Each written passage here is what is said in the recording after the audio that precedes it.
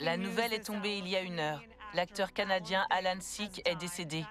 L'information est confirmée par son agent et les membres de sa famille. Alan Thicke était un artiste aux multiples talents. Il avait beaucoup de talent. Il chantait, dansait, écrivait et réalisait des émissions. La carrière d'Alan a duré plus d'un demi-siècle. Mais c'est son rôle dans la série télévisée Quoi de neuf, Docteur qui l'a fait connaître auprès du grand public. Tout le monde adorait Alan.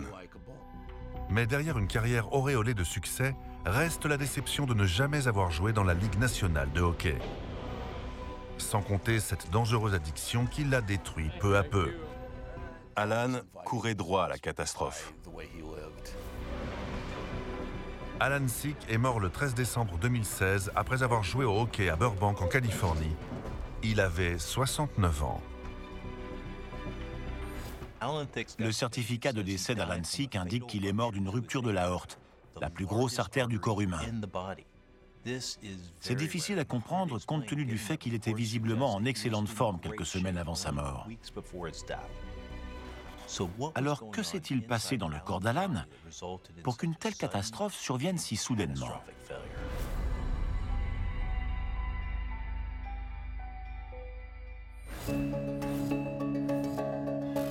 Le docteur Michael Hunter est un médecin légiste réputé dans le monde entier.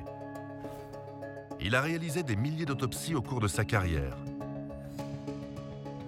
Depuis plus de 20 ans, il collabore avec les forces de l'ordre et les experts judiciaires pour élucider des cas de mort suspectes ou violentes, faisant ainsi toute la lumière sur les circonstances de ces décès.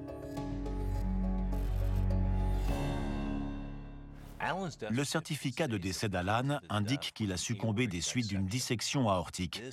C'est une affection cardiovasculaire rare et potentiellement mortelle, dans laquelle la paroi de l'aorte, qui est l'artère principale chargée de faire passer le sang du cœur dans le reste du corps, se déchire et prive de sang les organes vitaux, comme le cerveau. Je sais donc de quoi est mort Alan, mais j'ignore ce qui a pu endommager son aorte. Je vais éplucher chaque aspect de la vie d'Alan Thicke dans les moindres détails, en étudiant son certificat de décès, son dossier médical et divers témoignages, afin de découvrir ce qui a pu causer la perte d'une personnalité ô combien aimée. 31 août 2016, Santa Barbara, Californie. 3 mois et demi avant sa mort, Alan fait une apparition dans l'émission de télé-réalité Hollywood Medium. Pendant l'émission, le médium Tyler Henry adresse une sérieuse mise en garde à Alan. L'animateur lui prédit qu'il développera un jour des problèmes cardiaques. C'était terrifiant qu'il adresse une telle prédiction à Alan. Alan lui répond qu'il n'y a pas d'antécédent de maladie cardiaque dans sa famille, mais prend tout de même rendez-vous chez son médecin de Los Angeles quelques semaines plus tard pour faire un contrôle. Il s'empiffrait de cochonneries. Pourtant, son cholestérol était excellent, ainsi que son taux de sucre, son bilan sanguin et sa pression artérielle. Un vrai miracle. Je vois qu'Alan a reçu un certificat de bonne santé. Son cœur ne montrait aucun signe de faiblesse 2 mois avant sa mort. Donc, je vais devoir creuser un peu plus si je veux connaître la cause de cette dissection aortique.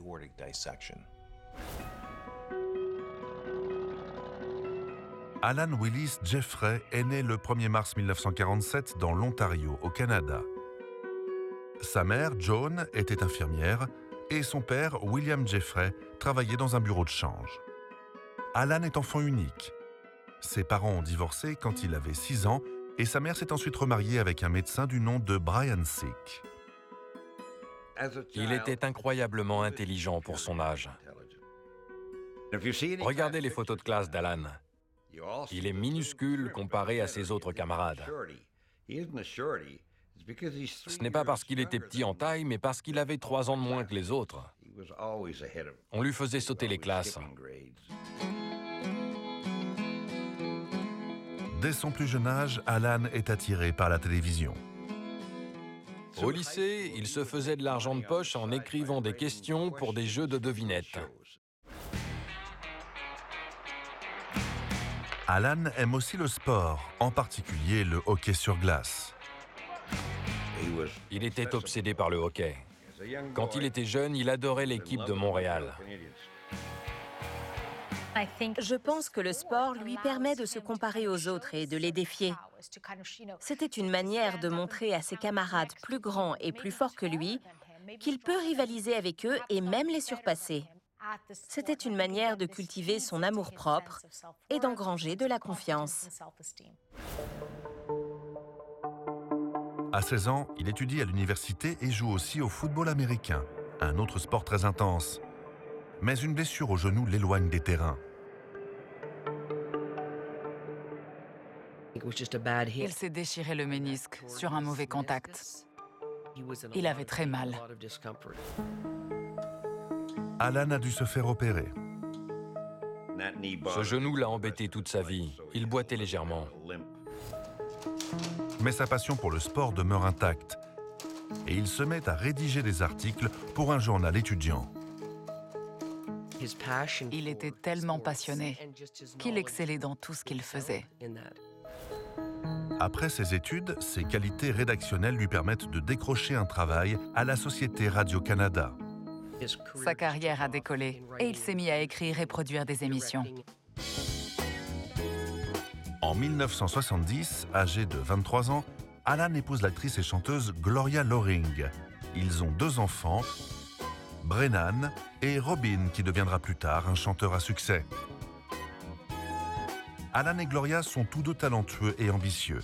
Ils décident d'emménager à Hollywood, où Alan met à profit son talent d'écriture comique pour des émissions telles que Fernwood Tonight. C'était une très bonne opportunité pour lui. Il a démarré sur les chapeaux de roue. En un mois, il est passé d'assistant à scénariste. Alan avait aussi un don pour composer des jingles et des thèmes musicaux. Il en a composé quelques-uns avec Gloria. Drôle de série et Different Strokes. Il chante aussi sur la chanson de Quoi de neuf, docteur? Il a aussi fait le jingle de La roue de la fortune. À la fin des années 1970, Alan trouve le succès en tant que scénariste pour des vedettes comme Bill Cosby, Richard Pryor et Glenn Campbell.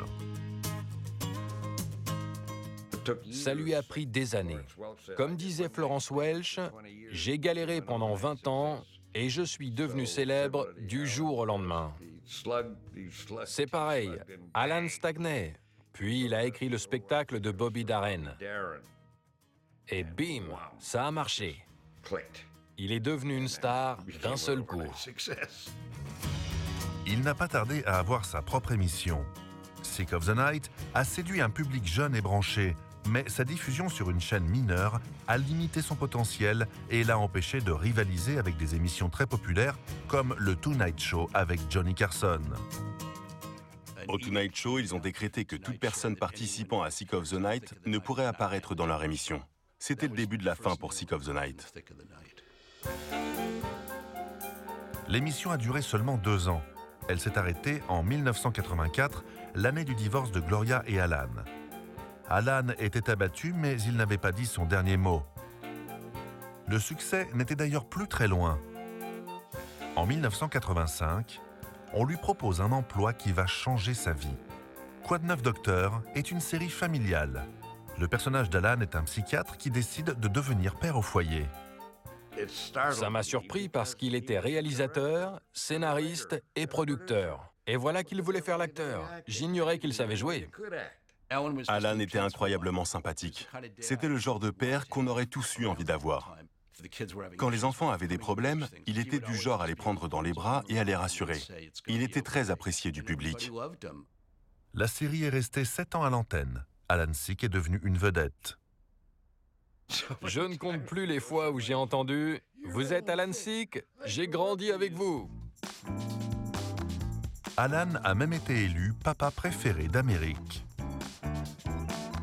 Il méritait ce titre de papa préféré d'Amérique, car on voyait que c'était important pour lui. Il essayait d'apporter une forme de décence à la télévision. En étudiant ces dossiers, je remarque qu'au début des années 2000, Alan souffrait de la blessure au genou qu'il s'était faite à l'université. Et 40 ans plus tard, il pouvait à peine marcher. En 2005, on lui a fait un remplacement total du genou, ce qui impliquait d'enlever le genou blessé et de mettre une articulation artificielle à la place. Habituellement, cette opération est réalisée sous anesthésie générale. L'anesthésie et la chirurgie peuvent avoir un impact sur le système cardiovasculaire et faire subir une pression sur les tissus de l'aorte, la rendant plus susceptible de se déchirer. Mais Alan est sorti de l'hôpital sans effet indésirable. 6 semaines plus tard, il jouait au hockey. C'était incroyable. Je me souviens, il m'a dit « Papa, depuis l'opération, je me sens tout nu. » Comment ça? Puis il a dit « J'avais tellement l'habitude d'avoir mal que la douleur me manque. » Alan s'est fait opérer du genou plus de 10 ans avant sa mort. Donc, je ne vois pas comment cela aurait pu jouer un rôle quelconque. Il me faut chercher plus en détail dans la vie d'Alan pour comprendre ce qui a pu provoquer cette rupture de l'aorte. Le docteur Hunter découvre qu'Alan avait une addiction aux conséquences mortelles.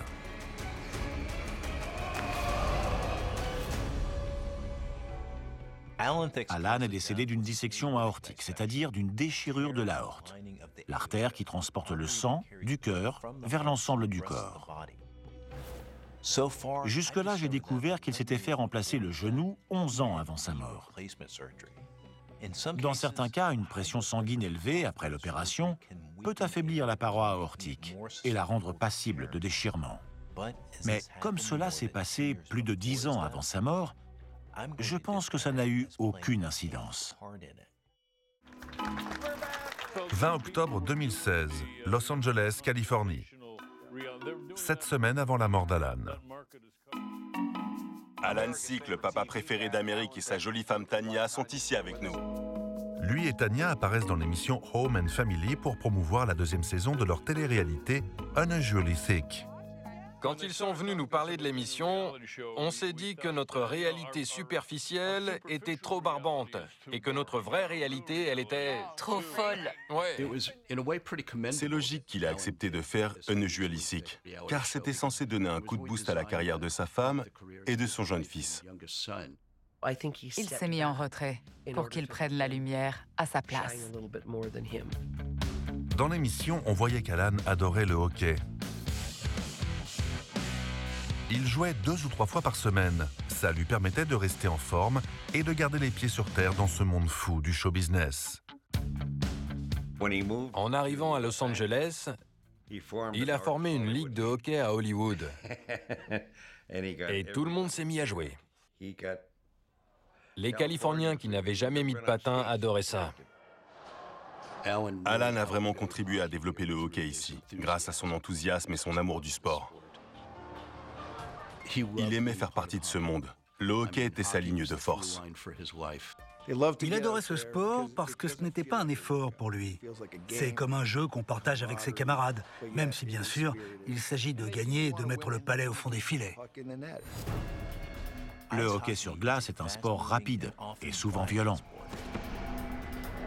Outre les risques communs à ce genre de pratique, la nature discontinue du jeu est dangereuse, car le rythme cardiaque peut atteindre des niveaux très élevés quand on patine, et la pression sanguine chute brusquement quand on s'arrête. Si la paroi aortique d'Alan était affaiblie, alors ce changement soudain de la pression sanguine pourrait avoir eu des conséquences. Et le dossier précise qu'il s'est sérieusement blessé pendant une partie.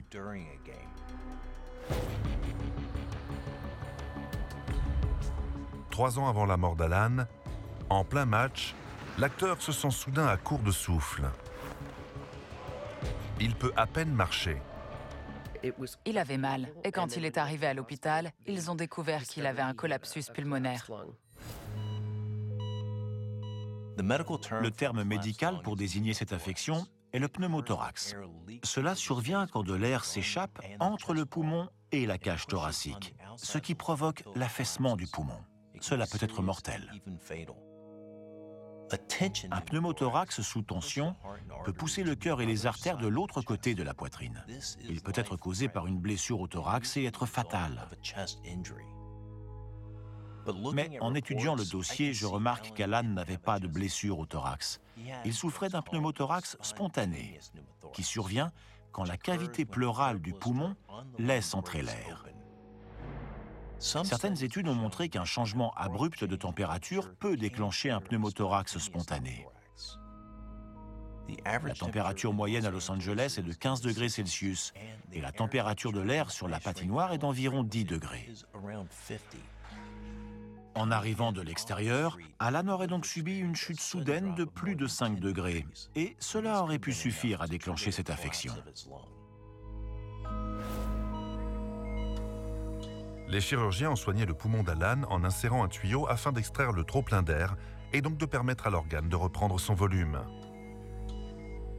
Ils ont ensuite remplacé une partie de la paroi du poumon et l'ont laissé cicatriser contre la cage thoracique pour qu'il ne s'affaisse plus. Il est resté longtemps à l'hôpital. Nous étions tous très inquiets. Lui aussi d'ailleurs. Je le voyais parfois pleurer. Ce n'était pas la mort qui lui faisait peur. Il avait surtout peur de ne plus jamais pouvoir jouer au hockey, ce qui revenait au même pour lui. C'était un bourreau de travail qui avait sans cesse besoin de se surpasser. Et ces 2-3 heures par semaine lui permettaient de se réaliser dans un autre domaine. Le fait qu'on les lui enlève affectait l'équilibre de sa vie et son identité. Alan était déterminé à remettre ses poumons en forme et retrouver son ancienne vie.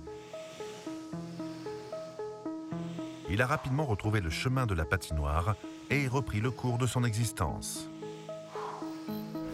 En 2013, il participe à l'émission à succès Celebrity Wife Swap et l'année d'après, il fait la tournée du pays pour présenter Dancing Pro Live. Et c'est vous, cher public, qui allez voter. Il était parti pendant des semaines. C'était un travail éreintant physiquement. Il m'a dit, les années commencent à me rattraper. C'est un peu trop pour moi. Ses problèmes de santé ne l'ont pas empêché de s'embarquer dans une vie de travail acharnée. Et même si je pense que son pneumothorax n'est pas directement en cause dans sa rupture aortique, je me fais l'image d'un homme déterminé, dont l'ambition débordante, aussi bien dans les affaires que sur la glace, s'est peut-être réalisée au détriment de sa santé. 11 décembre 2016, 2 jours avant la mort d'Alan. Lui et sa famille se rendent à un barbecue de Noël. Un ami remarque qu'il n'a pas l'air dans son assiette et lui demande si tout va bien. Alan lui répond qu'il a le souffle court et la tête qui tourne. Son ami lui suggère de voir un médecin, mais Alan répond qu'il s'agit seulement d'un rhume et que ce n'est rien de grave. La fatigue, l'essoufflement et les vertiges peuvent aussi être les symptômes d'une maladie cardiaque. Si le cœur ne fonctionne pas correctement, il y aura moins de sang qui circulera dans les organes principaux et les muscles, rendant le patient faible et fragile.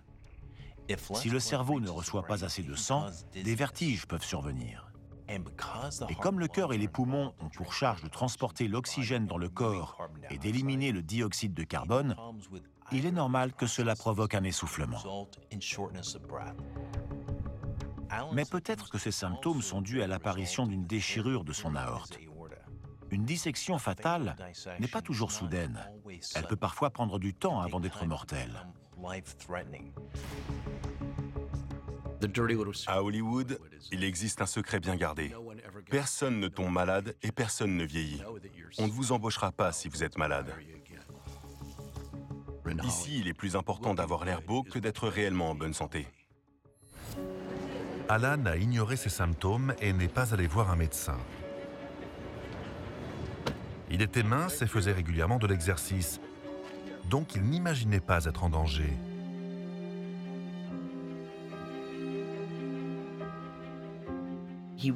Il faisait très attention à rester mince pour la télévision. Il faut toujours être au top. Nous ne saurons jamais si Alan avait un rhume quelques jours avant sa mort. Mais en ignorant ses symptômes et en évitant d'aller chez le médecin, il a manqué l'opportunité qu'un professionnel repère un problème et lui sauve la vie. En poursuivant ses recherches, le Dr Hunter découvre qu'Alan souffrait d'une addiction aux conséquences dramatiques pour le cœur. Alan avait récemment passé un examen médical complet et avait reçu un certificat de bonne santé. Mais une rupture aortique peut survenir sans qu'elle soit visible lors d'un examen. Donc je pense devoir creuser encore plus pour trouver des réponses. Alan menait une vie très active, mais cela ne veut pas dire qu'il était en bonne santé. Je remarque qu'il consommait beaucoup de sel. Ce n'était vraiment pas bon pour lui.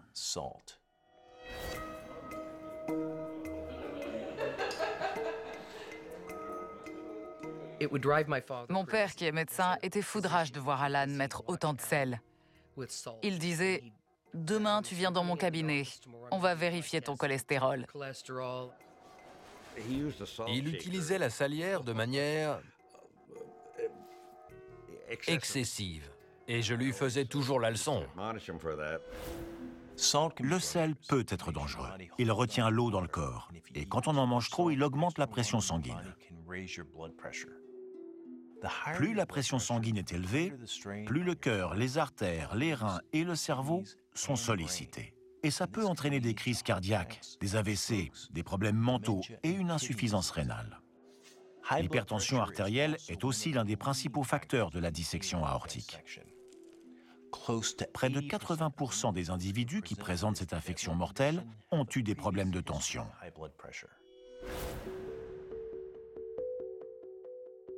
Mais son sport favori a peut-être joué un rôle dans son addiction. Quand les gens jouent au hockey, ils doivent supporter un équipement massif. Les rembourrages dans le pantalon, les protèges tibia, c'est très lourd. Ils portent beaucoup de poids. De par la nature de ce sport et les équipements qu'ils portent, les joueurs transpirent énormément. Et quand le corps se déshydrate, il perd du sodium, qu'il doit ensuite reconstituer avec des fluides et des aliments salés afin de rétablir l'équilibre électrolytique. Mais il semblerait que le sel n'était pas le seul problème dans son régime. Il aimait aussi le beurre. Il pouvait avaler une mode de beurre à lui tout seul. Il adorait ça. Quand il mangeait des travers de porc avec une pomme de terre, c'était enseveli sous une demi-livre de beurre, avec de la crème, du bacon et de la ciboulette. Il a grandi au Canada où il fait froid et où il est normal de prendre un petit déjeuner avec des pancakes, du beurre et du bacon pour affronter le froid polaire et faire le plein d'énergie. Des dizaines d'années plus tard, alors même qu'il doit savoir que ce n'est pas bon pour lui de manger comme ça, il doit y avoir une partie de lui, toujours reliée à son enfance, qui ne peut pas s'empêcher de faire ainsi. Ce n'est peut-être pas anodin. Une autre raison pourrait expliquer sa consommation excessive de beurre. Il faisait beaucoup de sport. Et le beurre est riche en graisses saturées, ce qui augmente les hormones anabolisantes dans le corps. Ce sont les hormones qui stimulent notamment la croissance des muscles. Peut-être cherchait-il un moyen d'augmenter sa puissance musculaire. Quand on dispute un match, on ne considère pas les efforts que l'on fait. Je dirais qu'un match de hockey équivaut à une course de 8 km au moins. L'apport en graisse chez un athlète devrait constituer 20 à 35% des calories totales journalières consommées. Aujourd'hui, on recommande de ne pas dépasser 10% de graisse saturée sur l'apport total. En consommer plus peut augmenter le taux de mauvais cholestérol, qui est lié aux maladies cardiaques et circulatoires, comme l'athérosclérose, l'une des causes de la dissection aortique.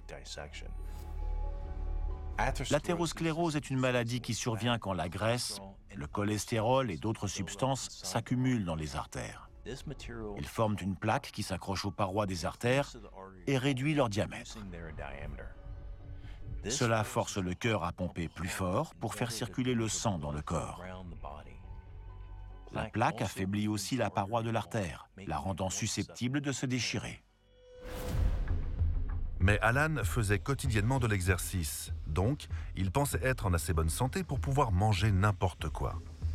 Il était obsédé par sa ligne. Quelle ironie quand on pense à la manière dont il mangeait.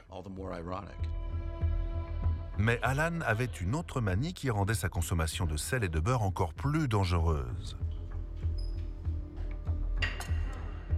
Ses repas n'étaient pas assez équilibrés. Il consommait un café et de l'eau dans la journée. Et il mangeait comme un chancre le soir. C'était de la boulimie. Ce n'est pas une bonne solution de sauter des repas pour perdre du poids, surtout le petit déjeuner. Alan ne faisait que mettre encore plus à mal ses artères. Les études ont montré que les gens qui mangent peu le matin ou sautent le petit déjeuner ont tendance à s'empiffrer plus tard dans la journée. Les gens qui prennent un petit déjeuner auraient moins de chances de développer des maladies vasculaires comme l'athérosclérose par rapport à ceux qui mangent beaucoup le soir. Les choix diététiques d'Alan n'étaient pas bons. Mais il était raisonnable de bien d'autres manières. Il ne consommait pas d'alcool ni de stupéfiants. On ne peut pas considérer Alan comme une victime d'Hollywood et des excès dus à l'alcool, la débauche et la fête. Il n'était pas comme ça.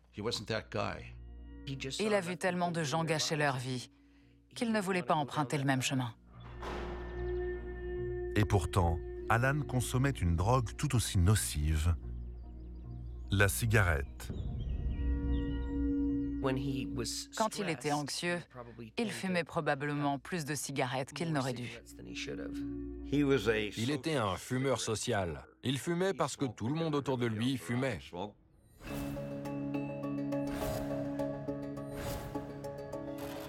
Il n'y a pas besoin de fumer comme un pompier pour souffrir des effets du tabac. La fumée de cigarette aggrave les facteurs de risque d'une consommation excessive de beurre et de sel dans le développement de l'athérosclérose.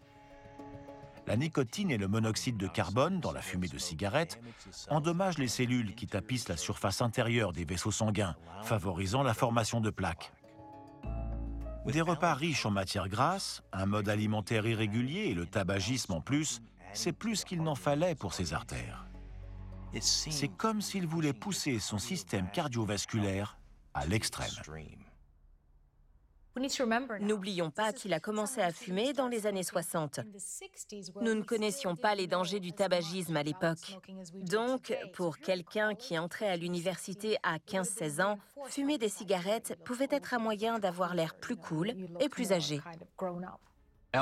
Les vices d'Alan étaient le sel, le beurre et les cigarettes.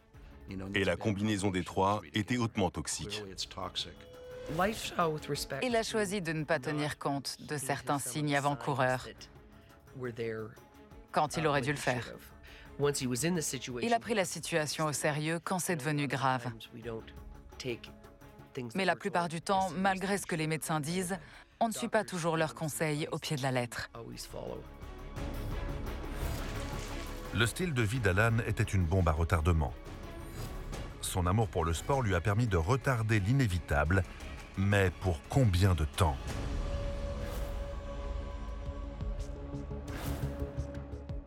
Le style de vie d'Alan était un curieux mélange entre un programme d'exercice physique très strict et un régime alimentaire peu sain. Après avoir examiné ses antécédents médicaux et sa manière de vivre, il semble que cette rupture aortique n'est pas survenue par hasard.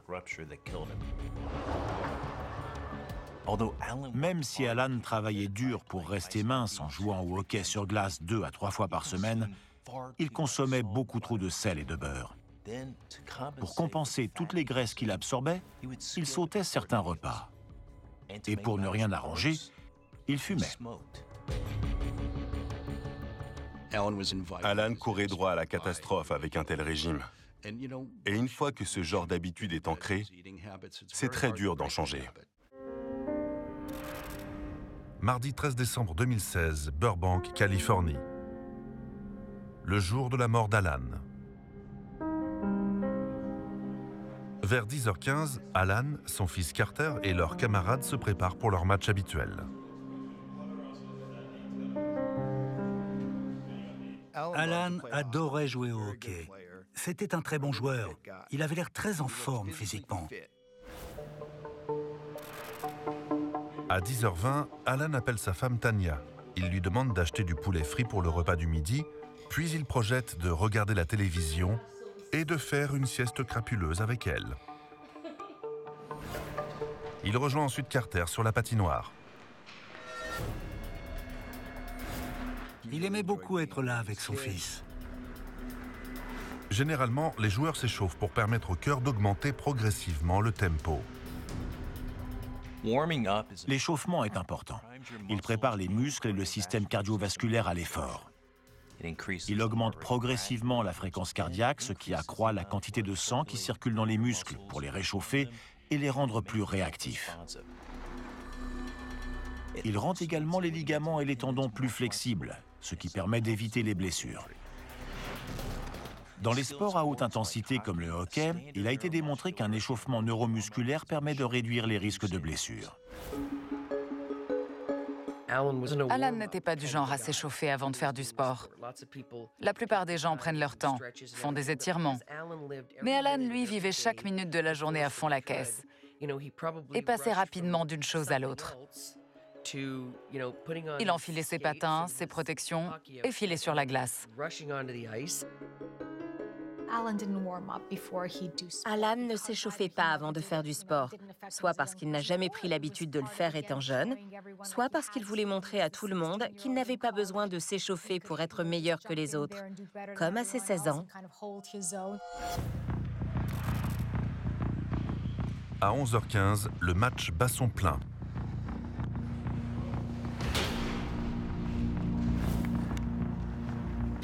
Il se donnait toujours à 100%, et ce n'était sans doute pas bon pour lui. Le hockey est un jeu rapide, et Alan était un joueur fougueux, généreux dans l'effort, et qui aimait marquer. Quelques minutes après le coup d'envoi, Alan ressent une douleur lancinante dans la poitrine et les intestins. Carter voit son père mal en point et le rejoint. Dans la plupart des cas, les symptômes typiques d'une dissection aortique comprennent une douleur sévère et soudaine dans la poitrine et le haut du dos, souvent décrite comme une sensation de déchirement. Elle s'accompagne d'une douleur abdominale, de nausées, de vomissements et de vertiges. Il était gris. Je ne l'avais jamais vu si mal. Une dissection aortique peut rapidement entraîner la mort lorsque les vaisseaux se déchirent et provoque une hémorragie très grave, généralement au niveau du cœur. Donc il est essentiel de réagir aux signes avant-coureurs avant qu'il ne soit trop tard. Nous avons appelé les secours immédiatement. Ils étaient là en 2 minutes. Et lui, il disait « C'est rien de grave, je me sens juste pas très bien, j'ai mal à la poitrine. » À 11h45, Alan est en route vers l'hôpital de Saint-Joseph. Carter est avec lui. Il prévient tout de suite ses 2 grands frères, Brennan et Robin. Carter était sacrément secoué. Et Alan a dit « Hey, fiston, prends-nous en photo, on en rigolera dans 1 semaine ou 2. » Il savait très bien qu'il était dans le pétrin, mais il essayait d'être fort devant Carter. Alan est envoyé aux urgences. Carter voit son père en vie pour la dernière fois.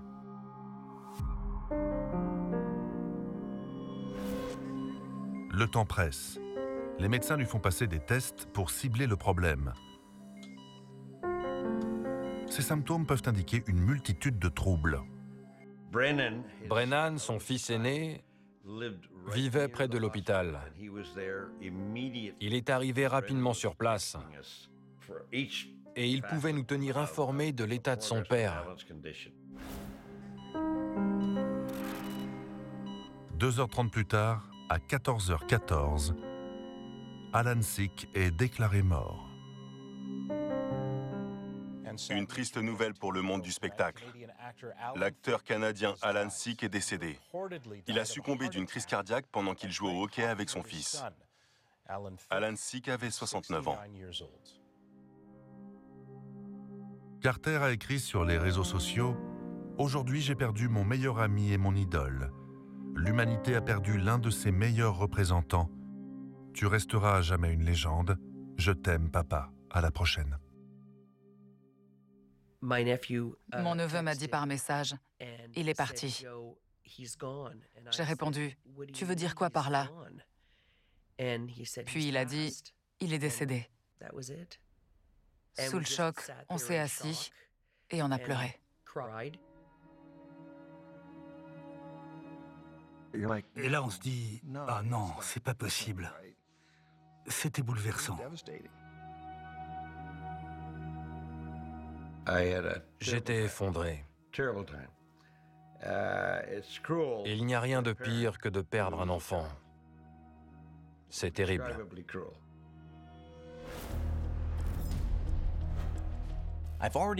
J'ai déjà établi que le goût prononcé d'Alan pour la nourriture salée et grasse, et la cigarette, ont certainement joué un rôle dans sa mort. Mais je crois que l'histoire n'est pas encore complète. En fouillant encore plus loin, je pense avoir trouvé la raison qui permet d'expliquer pourquoi cet homme à la santé plutôt saine est mort si subitement.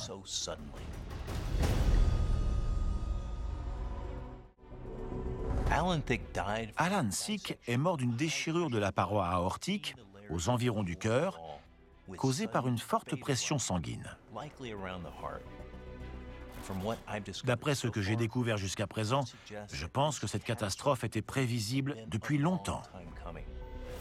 Toutes ces années passées à manger des aliments trop salés, riches en graisses saturées, le tout aggravé par des phases de boulimie et de tabagisme, ont endommagé son système cardiovasculaire, augmenté sa pression sanguine et fragilisé son aorte. Le docteur Hunter pense qu'un événement survenu des années plus tôt pourrait aussi avoir un lien avec la mort d'Alan. Je pense que la mort d'Alan Thicke est étroitement liée à une urgence médicale survenue 3 ans auparavant.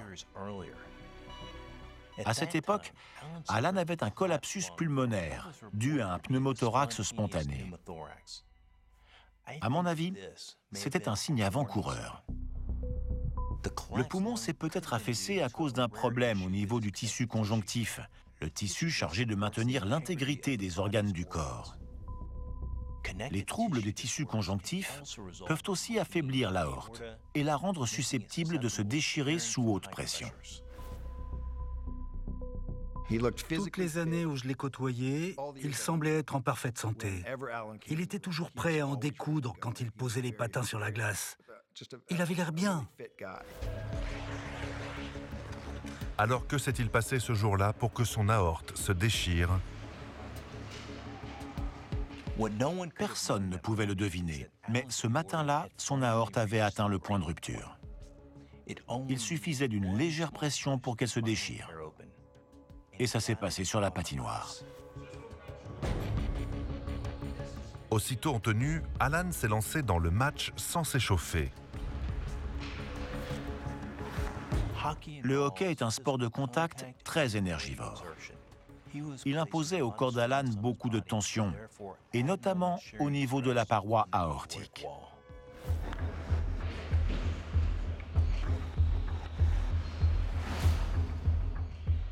Compte tenu des exigences physiques que demande ce sport, son cœur fournissait encore plus d'efforts pour pousser le sang dans le corps et augmentait la pression dans l'aorte. Trop importante, la pression a fini par déchirer la couche intérieure de la paroi. La rupture se situait probablement près du cœur. Le sang artériel était soumis à une telle pression qu'il s'est écoulé du cœur, provoquant ce que l'on appelle une tamponnade péricardique. Cet épanchement du sang a freiné les capacités de pompage du cœur et a empêché d'alimenter les organes vitaux du corps, dont le cerveau. Privés de sang et d'oxygène, les organes commencent à défaillir. Le corps entre alors en état de choc conduisant à l'arrêt cardiaque, puis à la mort.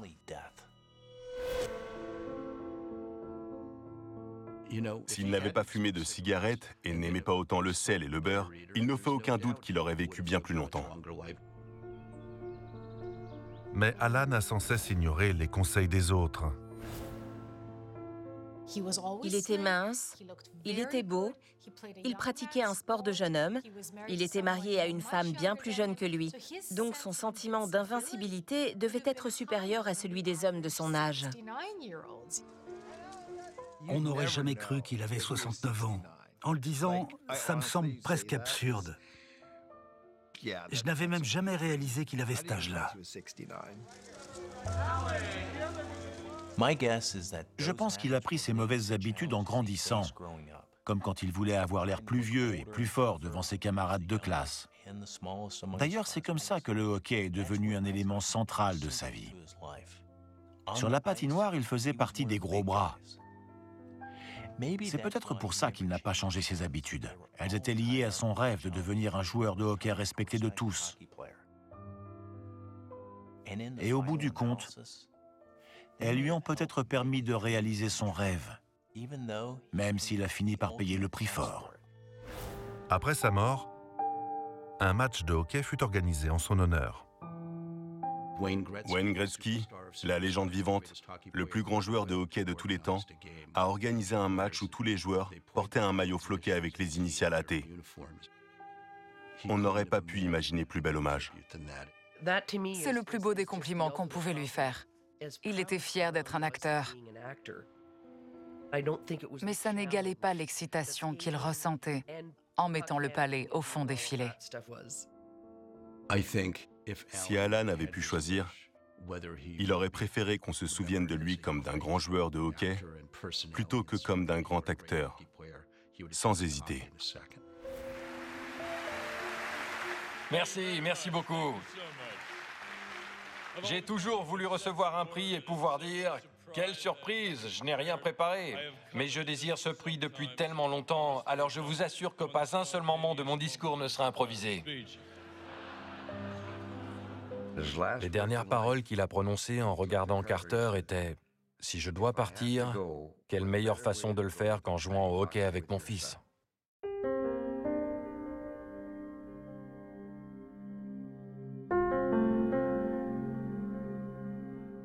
J'ai pleuré pendant des jours quand j'ai entendu ça. S'il existe un esprit canadien, je lui ai serré la main.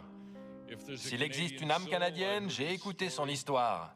Et s'il existe un cœur canadien, il bat contre ma poitrine avec grâce et fierté, ce soir et à jamais.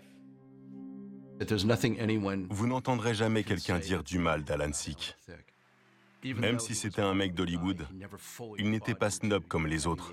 Et pour ça, je l'ai toujours apprécié et admiré. C'était une des personnes les plus gentilles et les plus raisonnables que j'ai connues. Où que je voyage, j'entends maintenant « Comment vas-tu, frère canadien ?» Je vous aime pour ça et pour ceci. N'hésitez pas à venir me saluer. Merci. Alan était jovial. Et plus que tout, il aimait les gens. Je pense que le monde a perdu un sacré mec.